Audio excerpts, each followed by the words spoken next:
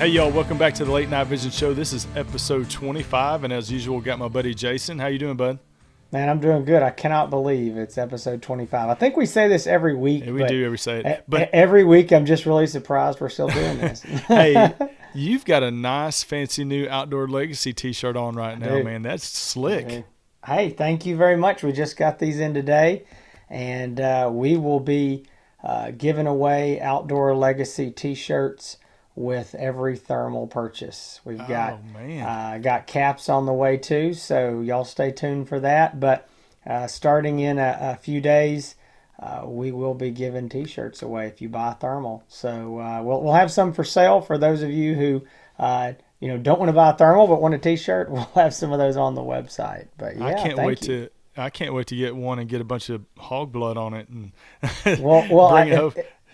If I send you one, you can only wear it to church on Sunday. No hog blood. No. Well, I'll have one for church and then one for there working, you go, and one for running to town. But that's pretty right. much There my you work. go. My work clothes and the running to town clothes are pretty much the same thing. Mine too. My poor wife gets embarrassed about what I'm seeing worn around town. But I agree. I've seen you around the big town of Ben Wheeler, and I didn't know if you were mowing your grass or running for mayor. I wasn't sure which. Both, man. I'm announcing my campaign right now on the show. I bet you are. Hey, I want to give a special shout out to somebody. We got an email this week from a guy named Jason who is serving in the military overseas in Germany. And I want to give a shout out to him. Jason, thank you for your service. Thank you for the email. And he actually he provided some pretty interesting information about how hunting is over there. And actually he said that people over there kind of have the same disdain for hogs that everybody over here has, that they just don't like them and they're out there trying to kill them. So he said hunting there is a lot different, but he does get to hunt a couple times a month, and they are allowed to use, and get this, Jason, they're allowed to use night vision, but they cannot mount it on a rifle. So they can use thermals, they can use digital infrared, but they can't mount it on a rifle. And same with flashlights. They can go out and spotlight for hogs, but nothing mounted on a rifle. So it's got to be a regular scope. They could scan and spot with a thermal or an infrared, and then shine a flashlight on it and shoot it with a regular scope. So wow. But I emailed back. I said, hey, man, that's, at least you get to do that, because I know there's some states over here that have even more restrictions on night hunting than that. So that's right. I thought that was pretty cool. That's really neat. I tell you. And you said he's in Germany. Is that correct? He's in Germany. Yeah, he's serving in the military, and he's an avid listener of the show. Listens all the time, and found us a couple months back. He listens on the go through the podcast sharing apps, and also he watches on YouTube. So thank you, Jason. Well, Jason, thanks for your service, and thanks for listening to the podcast. We appreciate it. Thanks for the email. Speaking of emails, I've got one that I want to read. This is from probably one of our oldest listeners and definitely the most active. He already knows who he is before I say his name. His name's Robert, and he's a good guy. But Robert is always sending us emails and giving us lots of great feedback and telling us, suggestions and things about how he hunts. And but he sent an email, last week after the podcast, and it was really a good on-target email, and it was short enough that I wanted to go ahead and read it here. Robert was talking about the two different topics that we mentioned, the hog weights and also the realistic shooting distances. So I'm going to read his email here real quick. Let's see what Robert says. Robert says that, gentlemen, great show as always. Glad you guys did a show on the outlandish claims of hog weight. It's very hard to guess, and most people don't actually weigh them, so they just guess. Then they get folks to buy into the guess, groupthink theory, and then they take that as fact, and they share it with others, which skews their reality, and then it just perpetuates and snowballs from there. I thought that was a very on point, exactly what happens. If everybody guesses and everybody agrees, then it's got to be right. So now, go ahead. nobody wants to be the person that guesses that's way off. That's right. So everybody tries to kind of guess within a margin of error of each other. But man, I totally when I saw that email, I was like, man, that is right on, because it seems like that's what happens. It is. It's groupthink, and if we really want to break that down, I mean, I've joked about this with somebody post a picture of a big buck, and they say, hey, what's he score? And people will start guessing, and they normally all guess very close to each other. Then somebody will come in there with something totally like way off the wall, 20 inches different, and then people start from there and are like really close to there. So there's definitely something about the group think. But that reminds me of me sending you a picture of a buck on camera. And I said, hey, what do you think he scores? I thought you were just going to come back and say, oh, he's about 120, 130. I hear Jason over there clicking on the calculator, and about 45 seconds later, he comes up with a number. And and he guaranteed that it would be within what? Within 5 inches. 5 inches plus or minus. And if you gave me some better pictures, I would guarantee a better number than that. But your this pictures man weren't knows great. his scoring of deer. I can tell you that. Well, So hey, you know what? It's a hobby like guessing hog weights. And I've got a buddy of mine that we have looked at hundreds and hundreds of deer over the years, guessed them, and then actually seen them on the ground and been able to score them. And so it's fun. It's a fun thing to do. And I also want to give a shout out to another listener, Blake. He's a buddy of mine, and he keeps sending me pictures of hogs on camera right now that he wants me to go shoot. And I've told him 3 times that I can't go because I'm taping a podcast. He's sending them to you now. He's teasing you now. He's teasing. He's working. He said, go shoot these hogs. I'm like, oh, I can't, man. I got stuff to do. God, it's killing me. Hey, that's a real friend. Well, look, I want to finish a little more of Robert's email here. In the second part of his email, he got into the realistic shooting distances for hogs, and he's got a story that, man, I mean, this is legit, and everybody needs to hear this, because this is the kind of thing that Hans and I were talking about, where you're hunting at night. It can get dangerous when you start talking about long distances, especially if it's not your own property and you don't know what might be out there. So listen to this. Robert said, I'm glad that you mentioned how far you can safely shoot. Lots of mistakes have been made, in my opinion. If you shoot further than 150 to 200 yards, you're asking for trouble. One thing people need to carefully consider is their surroundings. A bunch of hog and predator hunters hunt on property that is not their own, or it's new to them and they're trying to help people out. I had an experience where fox were getting a lady's chickens. The person that brought me to the property ensured me that there was not another house in the area for a 1-mile radius. I got out there later that night. I got up in the tree, and I sat in the tree stand, and I got set up. I could see a light off in a distance. I didn't think too much about it. I thought maybe it was a pump house that had a light on it or something else. Then I started to hear conversations between folks. Sure enough, there was a house off in the distance, and I had set my tripod in a manner that I was looking right at it. Moral of the story is to know your surroundings and don't take the word of someone else that is not the owner of the property. So that's scary. I mean, that's my biggest fear right there. It is. And they make a lot of good apps and stuff. I know I use Google Earth sometimes to look around and give you a lay of the land if you're hunting someplace new that you can go, and it kind of gives you a good idea if there's some houses and stuff in the area. I had a similar scenario hunting with a guy one time on his property, and we were out there. It was late, about 1 a.m. We came up on some hogs. We were driving down the county road. They owned a property on both sides of the road, and it was way out in the boondocks. I mean, we're at the end of the earth, and we see a bunch of hogs out there in one of their fields. So we jump out and go through the gate, get over the fence, start walking in there towards these hogs. Well, the hogs moved towards the fence, and we had a place we could shoot, or we wouldn't be shooting towards the county road or anything like that. But I saw a light off there in the distance, and I was like, "What is that?" And he said, "Oh man, I don't. It's nothing." I'm like, "We're in the middle of nowhere. It's something. Is there a house down there?" Yeah. No, not down there, man. And I'm like, "Man, I don't know." Well, ended up the hogs ran. It was just they blew out on us. We didn't get a shot. Nothing happened. We got back in the truck. We drove down the county road, and sure enough, I mean, it was a ways down there. I mean, it was probably maybe half a mile, but there was a house and a barn, and we would have been shooting straight towards it. And he goes, man, I thought that was on down the road. I didn't realize it was right there. I'm like, oh, man. I mean, Yep. that's the kind of thing. I mean, you've just got to be super, super careful at night. So, I mean, the daytime too, but especially at night. Yeah. Well, yeah, absolutely. I tell you what, today we've got a topic that, I think we say this as well every week. We'll say this is something we all always get asked about, but it is, and that's, honestly where Hans and I get a lot of these topics is things that I get phone calls about or emails from customers, things that he gets questions or comments on YouTube or Instagram or wherever, people he runs into. And we see a pattern of the questions coming up over and over. And so we know that, hey, this is something we ought to talk about. And this is one of those subjects.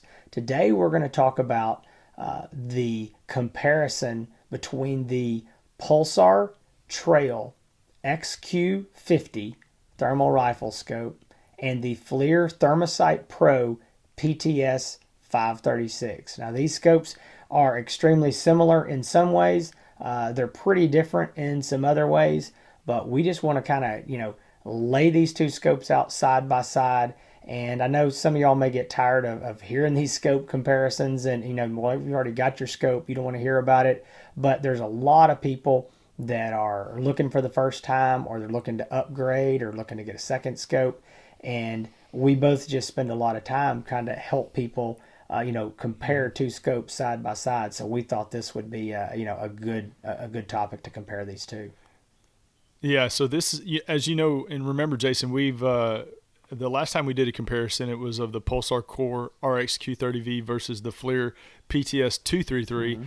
And both of us kind of had a difference of opinion on it. And it'll be interesting to see how this plays out because, like Jason said, we're going to be comparing the Pulsar Trail XQ50 and the Flir PTS536. I'm going to run down real quick all the specifications of the Pulsar Trail XQ50.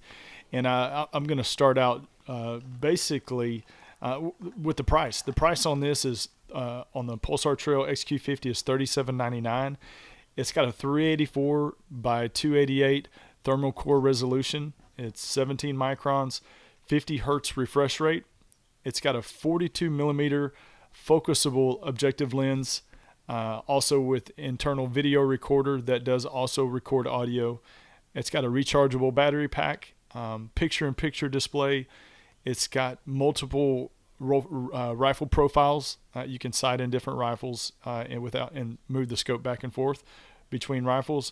Also, it's got 13 reticles, and it is Wi-Fi capable, so you can download the Stream Vision app and look at videos on your cell phone, and also look at the viewfinder while somebody else is on the rifle.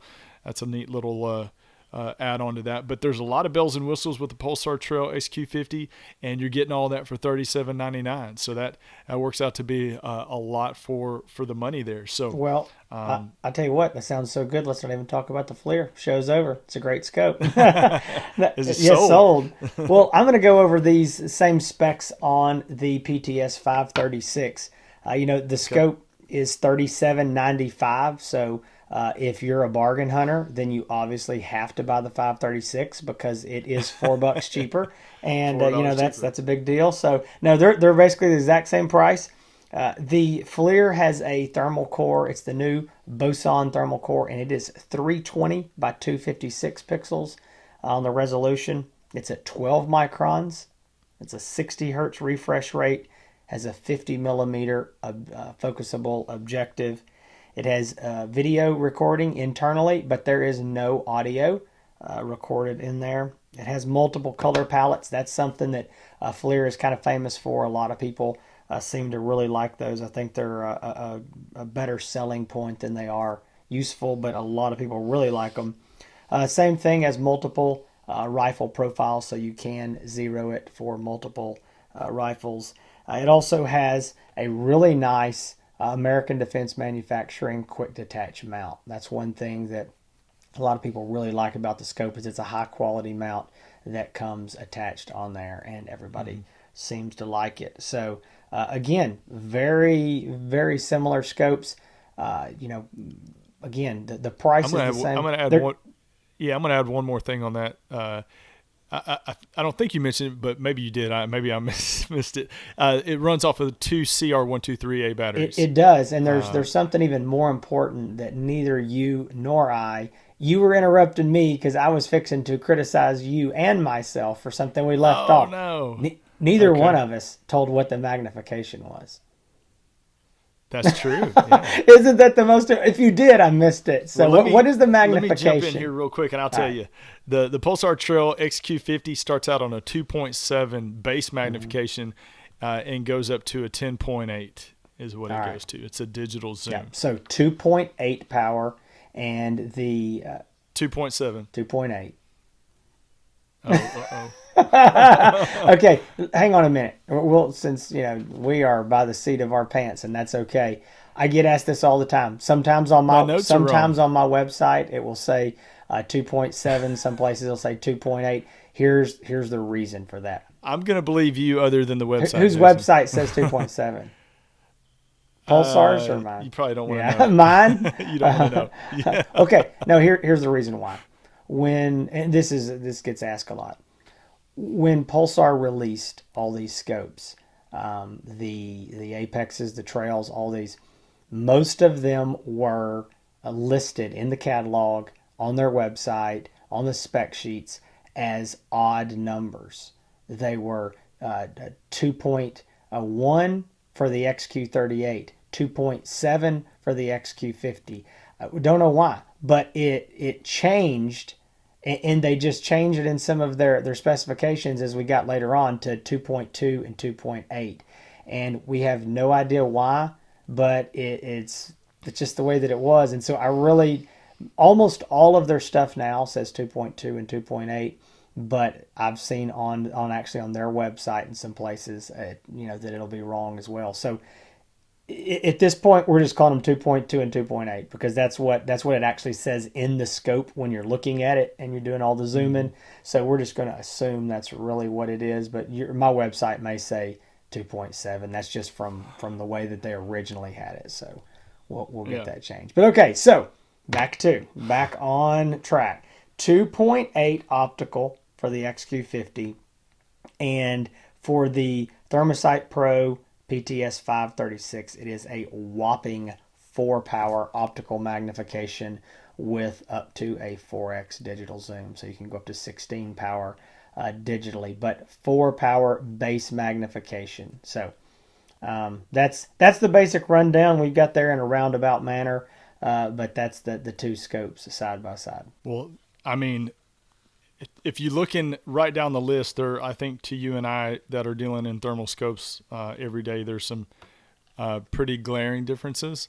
But if for somebody looking for a thermal scope and in the market for a thermal scope, they look at the price, they say, wow, the prices are very similar, and the differences may not be as noticeable. That's correct. But one thing, that you mentioned, and you're talking about the field of view, the field of view differences. Why don't you go ahead and explain that to everybody, because I think that's what really stands out most to me when you're looking at these two scopes. Yeah, the field of view is a big deal, and most daytime hunters are fairly familiar with field of view, but if you're a nighttime hunter, you need to be extremely concerned with field of view. Mm-hmm. In the daytime, you have the ability to pull your eye off that scope and lean over and look and go, oh, okay, you got the full field of view, 180 degrees with your eyes, peripheral vision, everything. At night, your field of view is only what you see to that scope and nothing else. So it's extremely important. It becomes a wide field of view is less important the further out that you're hunting. I mean, if you say, man, I'm always going to be shooting 150 yards, 200 yards, well, then shoot. The field of view doesn't matter near as much for you because you're not going to be, looking way up close. But field of view on the Trail XQ50 is 43 feet at 110 yards. And some people say, why is it 110? Because the measurement was done in meters. And so that converts over to 110 yards. It is 43 feet. And comparing that to the 536 at 100 yards, it is 24 feet. Mm-hmm. So that is a big, big difference. 24 feet at 100 yards. If we break that down, bringing that down to say 50 yards on the 536, you have a 12-foot field of view, and you would have about a 21 and a half foot field of view on the XQ50. So you can definitely see as you get in closer, the field of view is a big deal. And on top of that, it say 50 yards, you've got a lot of magnification with that 4-power. And Hans, I don't think there's anybody out there that is, hunted with the 536 much more than you have. I mean, you've had one, since the very first one I got, you got it. And we even had the demo from Flir that they sent us, and we used that a bunch. But then you got the very first one off the shelf that I got, and you still have it. So you've used it as long as anybody and as much as anybody. So I know well about that scope. Right. So tell me what your opinion is. I mean, what do you think on these two scopes? And hang on, I want to say one thing, because we get this all the time, and I know Hans and I try. We know that not everybody hunts in East Texas, stalking up on hogs, shooting them 30 to 50 yards like we do.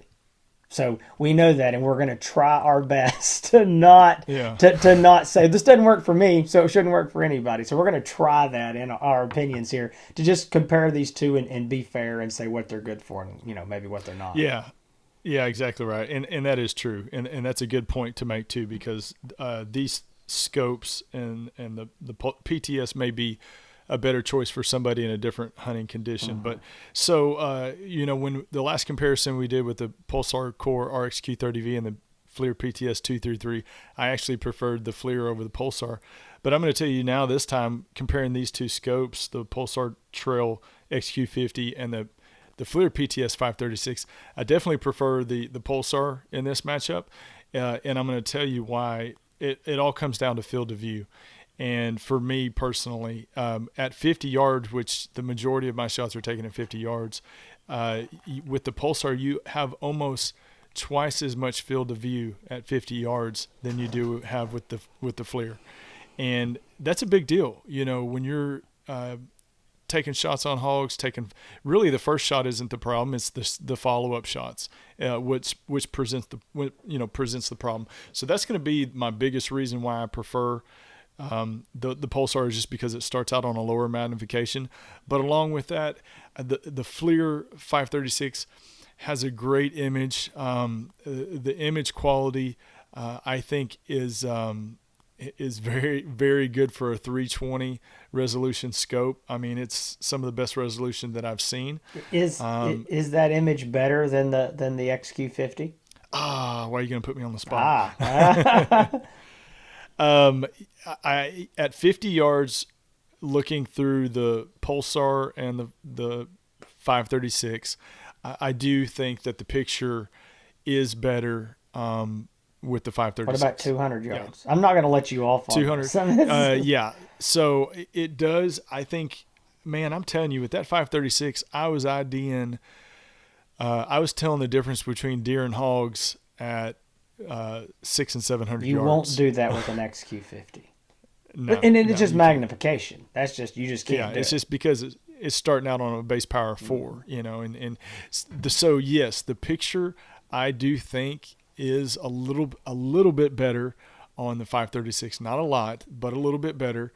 But man, that field of view is a kicker for me. It's tough. And I like the internal video recorder with the audio, and I know that the Flir has the internal video recorder, but I do like the audio. That's a big thing for me for what we do for the shows. The rechargeable battery pack, again, is another big deal for me as well. And like I said, this is a person that chose the Flir PTS536 over the last Pulsar scope that we had. But in this head-to-head matchup, with these prices being as close as they are, and all the bells and whistles that come with the Pulsar, man, to me, I'm in this matchup, I'm taking the Pulsar. I couldn't not take the Pulsar in this matchup. Well, This is where it gets very difficult for both of us, I know, to take ourselves again out of our own situation. And I Mm-hmm. can say this: if you take me to, well, I always say the Midwest, but I mean, really, I mean, get me out of East Texas, get me out of Yeah. the deep South, or at least get me into farm country. And I know that there is some farm country in the South, that Mississippi, but you get me on north and somewhere even North Texas, but again, that the Midwest or the Northwest, and you get me in some big fields and let me hunt coyotes, and I'll take the 536. If I'm getting Mm-hmm. out there and we're going to be on sets, we're going to be in places where the coyotes have been hunted hard, they're smart, and we're not going to be just necessarily calling them in to 40, 50 yards, and we're going to be looking at them way out there and maybe have to take some of those longer shots, then I'm going to choose the 536. Same thing with hogs. I mean, if you get, again, farm country and somewhere in really big fields where they don't have the ability to walk up on the hogs like we do, then again, I'm going to be tempted on the 536 because of the magnification. And but for general southern hunting, and or even, again, I talked to guys that are, I talked to a guy in Wisconsin today, but he's hunting in what he calls woodlots and small openings. He's like, we're not going to see over 150 yards max. So Mm-hmm. in those scenarios, definitely I'm going to go with the XQ50. And honestly, in those scenarios, I'm probably even going to go with something less than the XQ50. I'm going to probably Listen, go XQ, you know, 38. the last one of the last hogs that I shot was a 230-pound hog at 25 yards. I mean, I could have looked inside the hog's ear with that 536. I Right. mean, that's how close I was to Sure. him. Hey, I did leave out one thing on the Pulsar Trail Mm-hmm. XQ50 that I use a lot, and especially for longer shots on groups of hogs and also coyote hunting, is the picture-in-picture display. Right. That is a tool that I use a lot. I love the picture-in-picture display where you can zoom in to a smaller box at the top of the screen, but you still leave your base magnification, at its lowest point for a full field of Mm-hmm. view. I use that a Yeah. lot, and I know that Flir does not have that. I love it, Yeah. man. Coyote hunting, I use It's that a really lot. nice. I want to compare a few things here. I mean, I know we both just kind of told what we think and which one we like and what. I want to talk about a couple things head to head that I get these questions all the time. And one is, and I talked to a guy for a long time today, and he got this. But the thing was, he said he was brand new to thermal. He said, I've never looked through it. I've just started. He said, I watched some of Hans' videos, and he said to call you, so I'm calling you. I don't know where to start. And so we really start at the basics of like, okay, this is the resolution, and then we talk about another scope. This is the resolution, and he'd immediately say, oh well, this one must be better then because it's got more resolution, or this, I explained the pixel pitch and the micron measurement. Well, this must be better because it's Mm-hmm. got a lower micron number. And I was like, look, you can't single out one spec and say, because of this, it must be better. You've got to Mm-hmm. compare the whole, the whole scope and all the features side by side. So let me give you a couple examples here. I'm not going to spend a ton of time, but I'm going to try to explain this quickly. So on the Pulsar, you're looking at the resolution of 384 by 288. On the Flir, 320 by 256. If that's all we look at, you go, Pulsar's better. It's got to be better, right? It's Mm-hmm. got higher resolution. Well, wait a minute. The Pulsar is at 17 microns. Again, that's going to, in layman's terms, the lower the number, the better the clarity is going to Mm-hmm. be. We Right. go to the Flir, and it's 12 microns. We go, oh, wait a minute, so it's got to be better. Well, we've got to weigh those two things in the bigger picture of smaller or less resolution, better micron number. So you see what I'm Mm-hmm. saying here? There's some trade-offs. Mm-hmm. Then we've got to look Yeah. at objective lens. you know Flir 50 millimeter, Pulsar 42 millimeter. It's not a huge difference, but there's a difference there. And so, again, the point I'm trying to make is don't just put a check over here and go winner until you put it all together side by side and try to look at the big picture. Take one step back and don't hone in just one thing. Now, yes, if we said 640 versus 320 by 256, which one's better? Almost every case, the 640. I mean, I could paint a picture of where it wouldn't be. I mean, we could make up a scope that wouldn't. But you see what I'm getting at? I just want to make sure that you look at the big picture when you're taking these specs one by one. There's no doubt two great scopes for the Flir 536. Unbelievable picture for what it is. You're exactly right with some trade-offs. You can't just look at a single number or a couple different numbers and know what's better. Because like you said, if you just look down the line, you automatically think that the picture is going to be better on the Pulsar. And like I said, I think the picture is actually better on the 536 than it is the Pulsar. But I'm choosing the winner of this round, going to the Pulsar. We don't have to take that as a winner because you haven't given your opinion yet, but I'm going to say I do not. I will not. Here's the thing. I think that you got to pick a winner because you always got to pick a winner. You didn't pick a winner last time. Pick a winner for okay. All right. Hang on. Okay, I'm not trying to be a salesman here. I'm trying to be. Look, tell me your scenario, and I'll tell you the winner. Are you hog hunting in East Texas? Are you coyote hunting in the Midwest? Oh gosh. Well, I mean, which are you taking shots that are 50 to 175? Are you taking shots that are 125 to 250? Well, let me ask you this: which scope is more versatile in all kinds of hunting conditions?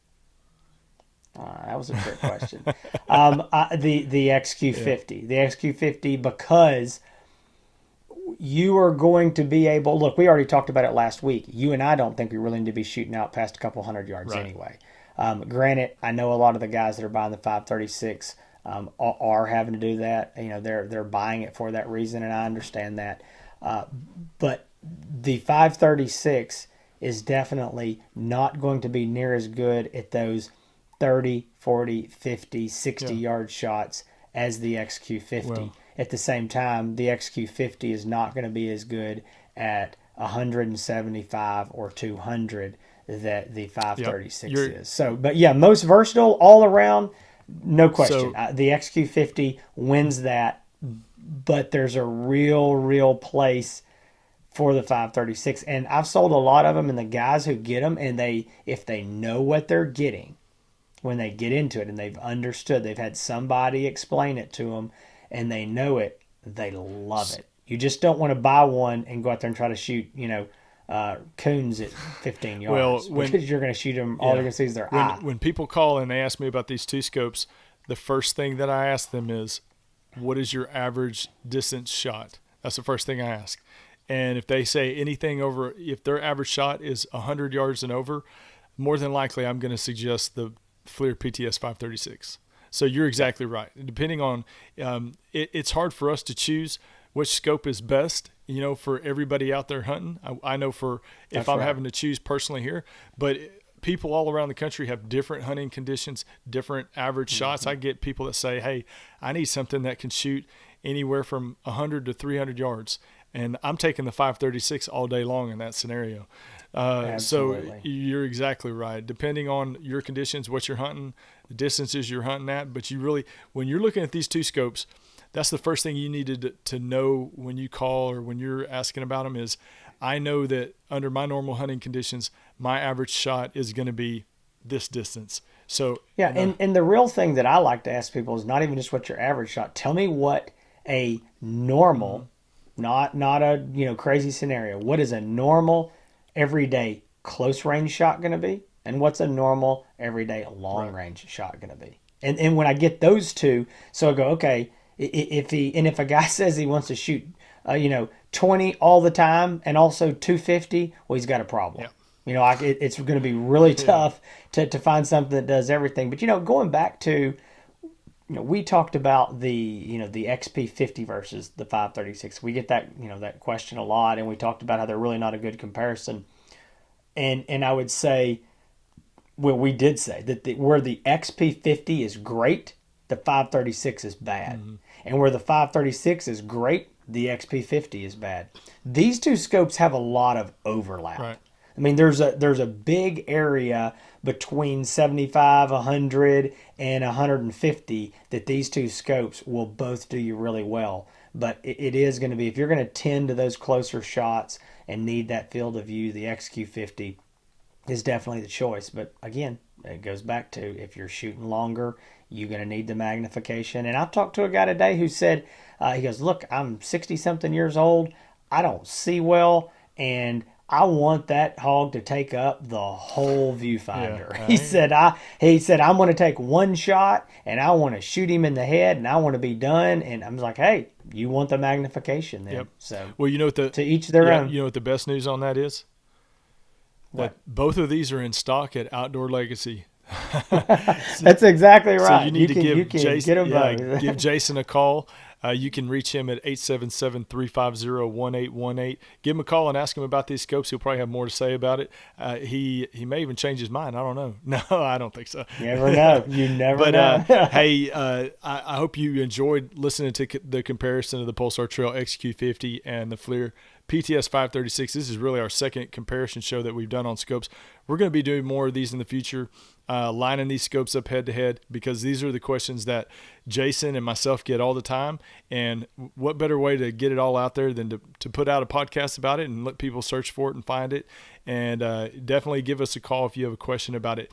Also, coming up here, Jason, we're going to be talking about the Trigicon, one of the Trigicon scope that you got right now. What is the Mark? Yeah, the Repower. Yeah. Yeah. So Jason's testing that right now. I'm gonna give you the good, the bad, the ugly, and all the in between. Yep. You know, Hans knows I'm gonna be honest about this expensive scope, and there's some good and there's some bad, and I'm gonna lay it all out. Yep. So we'll be talking about the Trigicon Repower, also the Envision Atlas. Jason's got right now testing it out. I'm going to be doing the same here pretty soon. So we're going to be. I promise I'm going to send you this Atlas, but I'm telling you, I'm not lying. I'm loving this thing. And I call him, and he every time I ask him about that Envision Atlas, man, he is just going head over heels for it. He loves it. So, and that's why I've got it within arm's reach right over here right now. I'm recording this thing, but as soon as this is over, I'm going out there because. There was a big hog on the way up here to the podcast, and he ran off. So I'm going back to see if he comes back out. Right. So we're going to be talking about the Envision Atlas, and we're also going to have somebody on hopefully soon representing Envision to come on and talk about their products and any products they have coming out soon. As always, again, you can find me on YouTube at HansETX. That's HansETX. Please go search and check out the videos. I just dropped a video a couple days ago with some hog kills with my Diamondback 6.5 Creedmoor. Man, I'm loving that thing. I should put some hogs down. I am just I feel like every shot's a lucky shot, but man, it's just it's mowing them down. You can find me on Instagram at the same thing, HansETX. You can email us at the Late Night Vision Show with topic suggestions and questions. The email address is thelatenightvisionshow@gmail.com. And also, we love getting voicemails from you. So you can call us at 903-833-4461. There's a good chance that we're going to play your voicemail on the air. We'll just use your first name and your location. But we love hearing from you either way, email or on voicemail. So, Jason? Well, I'm going to tell you something. You were on point right there. I mean, you should have just told them where to find me, and we'd have been done with this thing. Hey, by the way, today I had somebody call me, and the guy mentioned you, and he said, "Who's that old country boy from East Texas on YouTube?" And I got the biggest kick out of it. Which one? There's a bunch of exactly. But I knew which old country boy from East Texas, and I said, Hans. He goes, Hans. Oh yeah, man. So I thought that was great. You're the old country boy from East Texas on YouTube. So yeah, I've been called worse. That's exactly right. Yeah, that's right. Hey, I tell you what. Let's do something real quick. Just came to me right now. Anybody who's listening to this show right now, after all of this, I would just be blown away.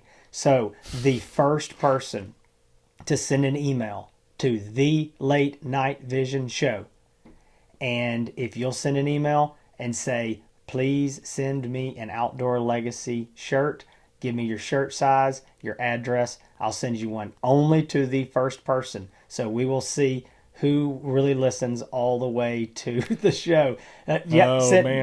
We might take a hit on our ego. I know, that's exactly right. We're going to find out. thelatenightvisionshow@gmail.com. Put your name, address, and shirt size for one lucky winner, the very first one. If you want to find me, Hans already told you, 877-350-1818 or outdoorlegacygear.com. Facebook, Instagram, YouTube, just search for Outdoor Legacy or Outdoor Legacy Gear. You can find me in all those places. We really appreciate y'all listening to the show. As always, we hope to see you again next week, and check us out then. And again, we look forward to talking to y'all next week.